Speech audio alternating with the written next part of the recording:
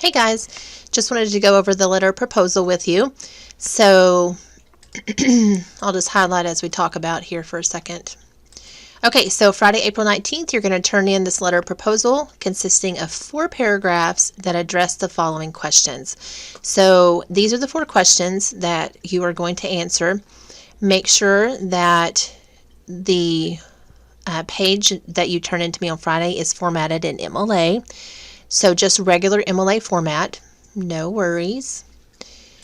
Then let's go to the first question. Okay, so in your first paragraph, you're going to answer these 4 questions. What general topic have you chosen? Can you narrow your topic? And if so, how? And what is your working thesis statement? So make sure that when you're answering, you answer in a complete sentence. So you're not going to say, abortion, yes, blah, blah, blah. So you're going to say, the general topic I have chosen is blank. Yes, I can narrow my topic to blank. My working thesis statement is blank. So you answer in that way. All right, number 2. Let me highlight that for you. All right, so how do you plan to develop your thesis? What supporting points do you plan to include, and how do you plan to prove them? Can you make any value appeals? So you're probably asking yourself, what is a value appeal? A value appeal is something that kind of tugs at the heartstrings of your audience. For example, if I'm writing on gun control and I use an example about a 5-year-old little boy who finds his dad's gun and accidentally shoots and kills himself. Wow, that's a great, well, it's not great, but it's an argument that really is a great example of appealing to someone's values or moral code or sense of morality.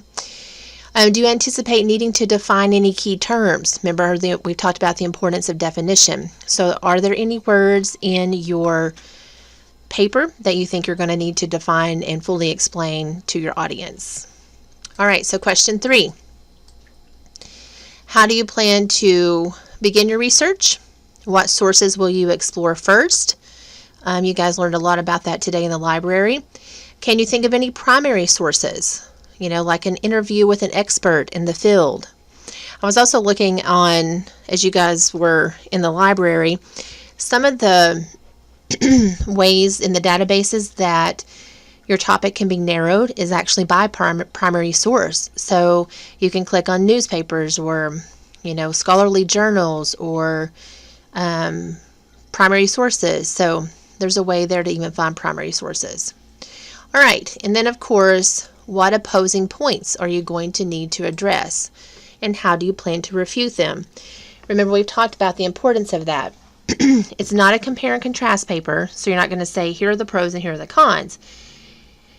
You are going to argue for your side. However, as we've talked about, you're going to have to point out the opposing side, but only in a way that you're going to show how your side is better. That is your refutation. So how do you plan on refuting those great points that are made on the opposing side? All right, and then finally, here's the reason why I have you guys do this. The purpose is twofold. First, it encourages you to explore your topic early before delving into researching or writing. And second, it provides me the opportunity to provide some feedback before you get too deep into your project.